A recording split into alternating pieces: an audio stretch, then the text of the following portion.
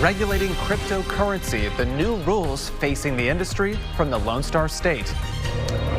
Chilly now, but much colder tonight. We'll get you ready for the coldest night of the season ahead of some wetter weather next week.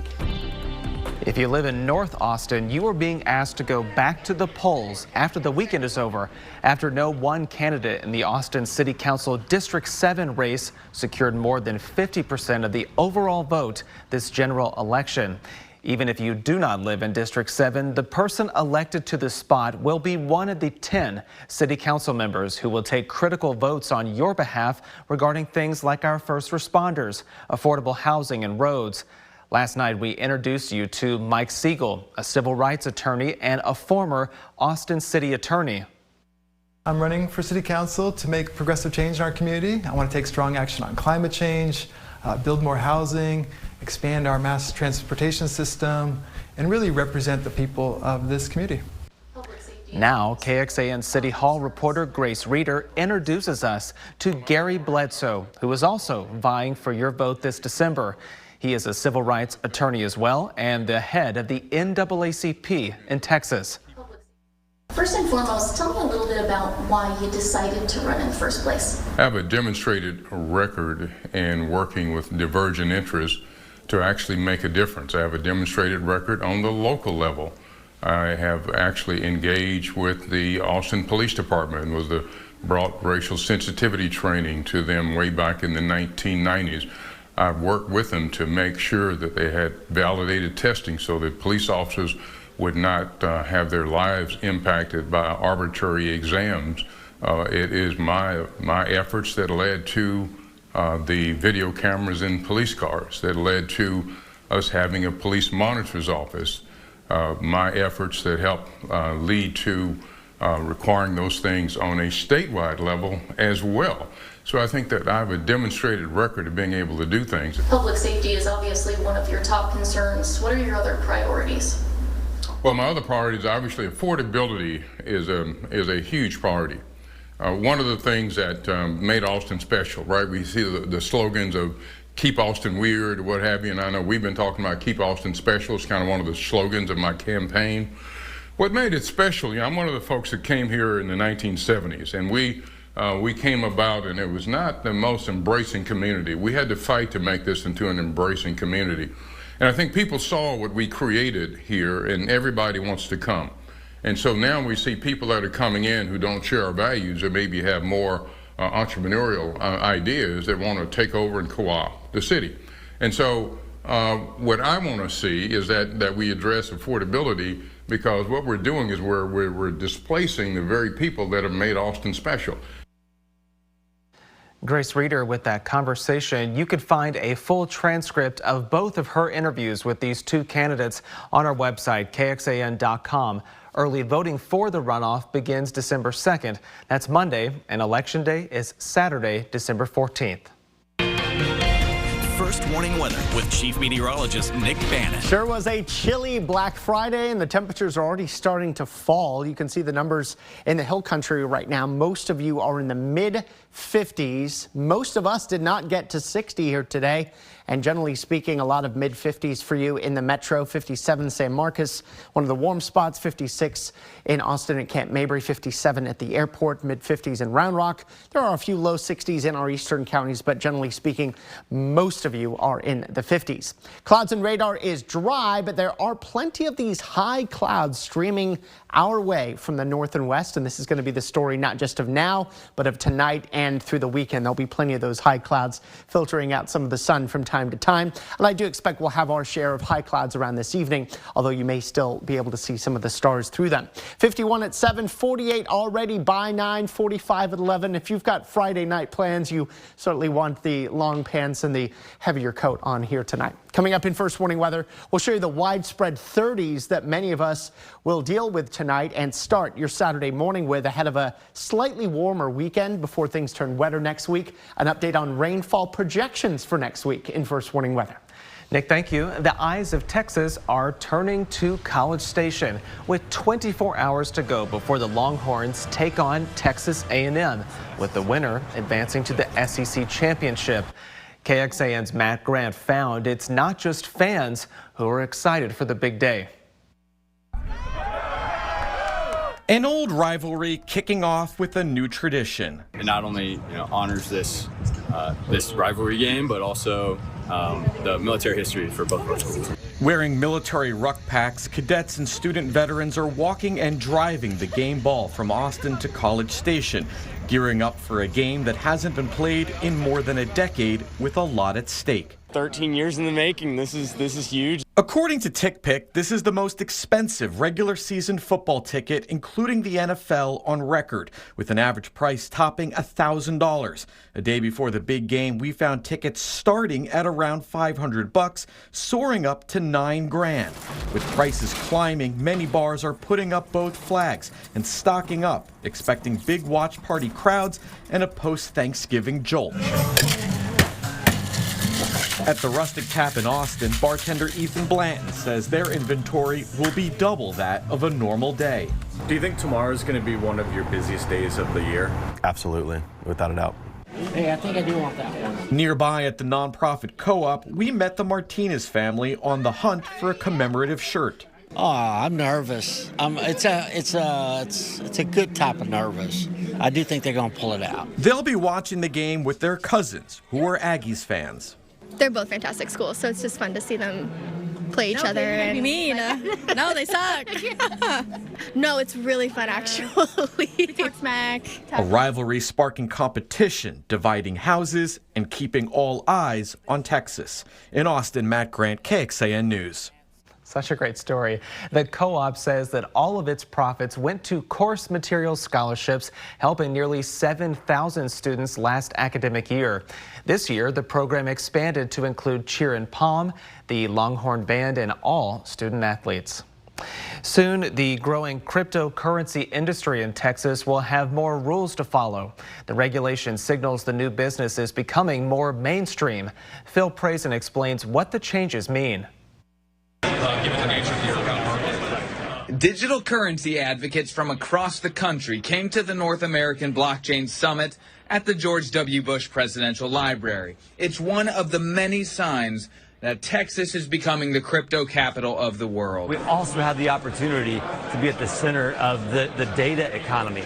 And AI and blockchain, digital assets, that's all interwoven in the data economy. Another sign came from the Public Utility Commission. The state believes the large crypto mining data centers will continue to operate. So beginning in February, facilities will have to register with the state and report how much energy they are using from the grid. If they do not, they'll face a $25,000 fine per day. In a statement, the chair of the Public Utility Commission wrote, to ensure the ERCOT grid is reliable and meets the electricity needs of all Texans, the Public Utilities Commission of Texas and ERCOT need to know the location and power needs of virtual currency miners. Now, Bitcoin miners argue they are better for the grid because they quickly turn off their computers when grid conditions get tight on hot summer days or days without wind. Anytime the price is over a few $100s a megawatt hour, we have about 95% of Bitcoin mining load turn off across the state of Texas. Lee Bratcher from the Texas Blockchain Council told me Wednesday they prefer this Texas rule to what the federal government was aiming for. Then that can consume a lot of energy. Dr. David Tuttle from the Energy Institute down at UT Austin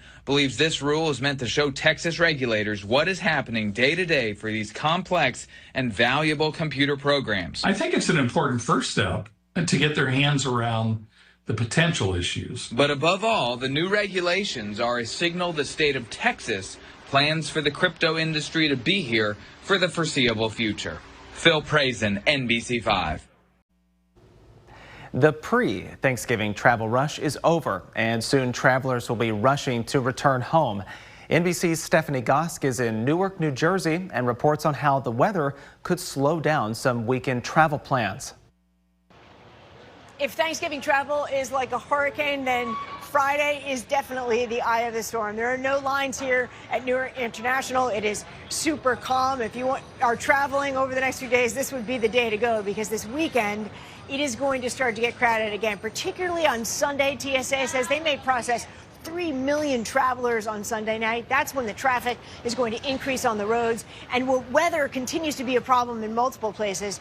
The worst affected by lake effect snow in upstate New York, where the governor of New York is actually stationing National Guard members to help because they're expecting between 3 and 4 feet of snow in that area over the next few days. They're advising people, if you don't have to get in your car, do not get in your car. But if you do, make sure you have extra snacks, flashlights, and take it very slowly. Back to you. Thanks, Stephanie. Well, our high today of 59 was officially our coldest high temperature of the season so far in Austin. The key word being so far, the season not yet over.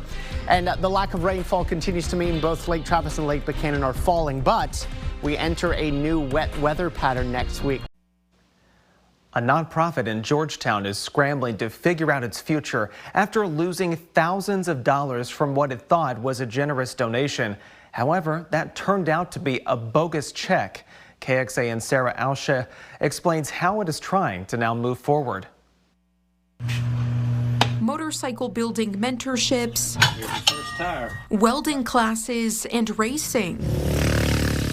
Just a few of the programs nonprofit Motorcycle Missions offers. The organization helps veterans and first responders with post-traumatic stress disorder through motorcycles. Trying to get them out of their head, getting their hands dirty, doing something constructive with their time. But the organization that relies on donations now out of hundreds of thousands of dollars. This really does anger me. It's really sad. Founder Crystal Hess says an email came through from a stranger about donating money, writing in part, quote, "Your organization's work has always resonated deeply with me." Little sob story about, he's clearing out his assets and things and directing certain funds, certain places. He's like, I want to send you some money. She received a check for $95,000 and deposited it. Just a few days later, the man wanted some of it back. Said, oops, we made a mistake. My assistant made a mistake. It was supposed to be for 50. So he's like, can you please send me the 45 back that I overpaid you. He's like, I'm really sorry for the mistake. Hess waited for the check to clear and sent the money back, only to find out a few days later from her bank it was actually fraudulent. Next thing you know, Chase Bank pulled the full $95,000 out of our account, plus we had just paid that guy $45,000. After helping people for almost a decade, the nonprofit now unsure how much longer they can last. Are we going to be able to keep the shop? Keep the doors open, keep the lights on, anything. So, and what are we going to have to sell and what are we going to have to sacrifice that we're using in our program to make up for this? The Better Business Bureau noted this is a common fraud tactic. Somebody sends payment, says I overpaid you, I overpaid you or I want my money back or whatever the case may be. So you end up sending them the difference. By the time your bank realizes that that check is fraudulent, you've already sent money from your, actual money from your account, and then you're just out of the money. And of course, the scammer disappears. Just a few months ago, KXAN reported on the Dyslexia Center of Austin also receiving a fraudulent $95,000 check. Their bank realized the check was fake before anything happened. Unfortunately, not the case for Hess, leaving her to ask the community for support so she can continue this mission. Every time a veteran comes to me and tells me what this means to them, that's what keeps me going. And I don't intend on this keeping me from keeping on going. Sarah Alsha, KXAN News. Well, if you would like to help out this nonprofit, visit this story on our website, KXAN.com. We have a link there where you can donate to them. Nick, it is now Black Friday, and today my husband and I had to switch on the heater because the house got so cold. The Black Friday deals extended to the temperatures today too. Yeah, no kidding. And you'll be turning on the heat again tonight and tomorrow morning, because we actually think that tonight's going to be colder than last night was. That's thanks to this cool air mass in place, plus a mostly clear sky. I do want to take you out to what is a gorgeous view right now from our Lorenz and Lorenz 360 cam from Westlake Hills. You can see downtown there and our selection of a lot of high clouds in place that are making for a gorgeous looking sky. But these clouds will not be enough to keep the heat of the day in.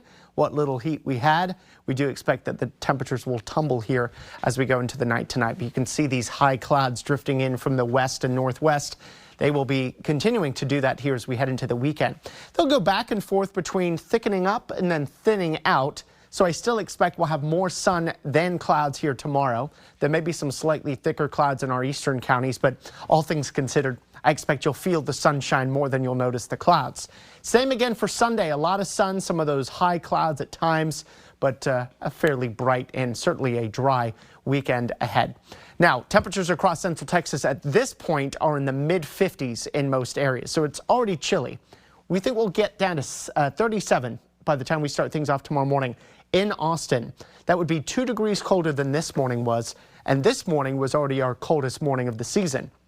That will make tomorrow morning our new coldest morning of the season, and most areas will be way down in the middle and even lower 30s. In fact, there could be some spots in the hill country that get down briefly to the freezing mark. So it is a good idea, especially if you live in the colder suburbs of the metro, certainly the hill country, even parts of our eastern counties, to protect your plants before you go in tonight, either covering them with a light sheet, or if they're potted plants, you can go ahead and bring them in and then take them back outside again here this weekend.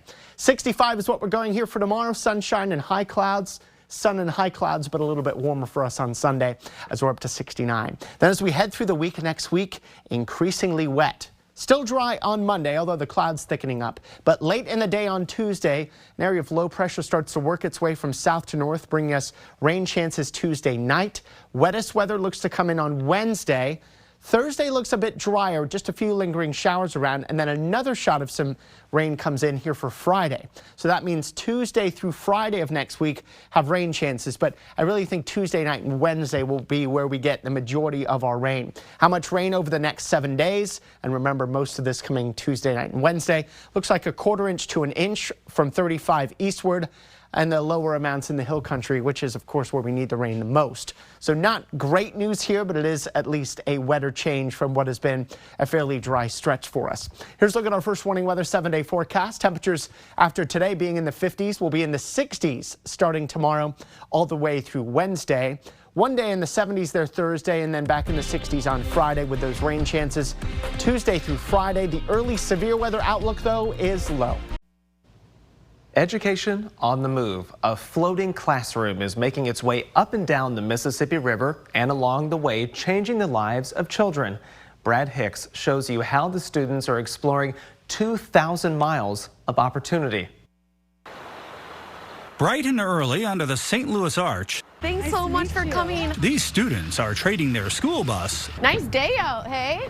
for a classroom barge.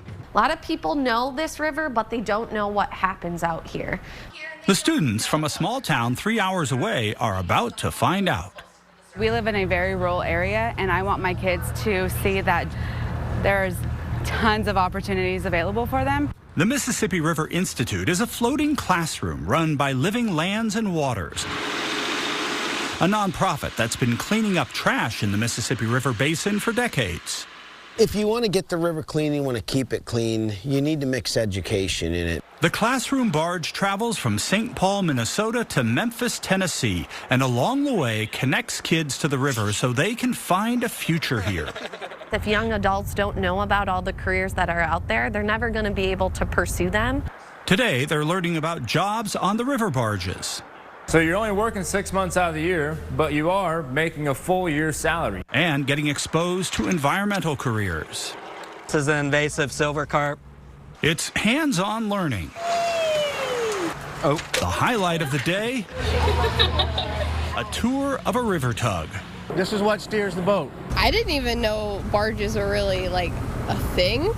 I didn't know that there were so many jobs on one of these boats. You just don't have to have college to have a good job like this over here. This is definitely something I'd consider. The classroom barge itself is a work of art. The ceiling made with wood collected from the river, paneling salvaged from an old tractor repair shop, and hand-welded railings depicting scenes along the river. It's all meant to inspire. I truly think that it will change lives. It will help shape the direction. In St. Louis, Missouri, Brad Hicks reporting.